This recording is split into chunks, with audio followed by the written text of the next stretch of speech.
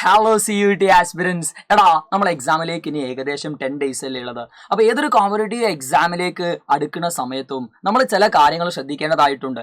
So ആ കാര്യങ്ങൾ ഏതൊക്കെയാണെന്നുള്ള കാര്യമാണ് ഞാൻ ഈ വീഡിയോയിലൂടെ നിങ്ങളോട് ഷെയർ ചെയ്യാൻ പോകുന്നത്. സോ ഇനി എൻ്റെ മക്കൾസ് പുതുതായിട്ടുള്ള ഒരു കാര്യങ്ങളിലേക്ക് നിങ്ങൾ ചെല്ലണ്ട. ചില ആൾക്കാർക്ക് സിലബസ് കംപ്ലീറ്റ് ചെയ്യാൻ പറ്റിയിട്ടുണ്ടാവില്ല.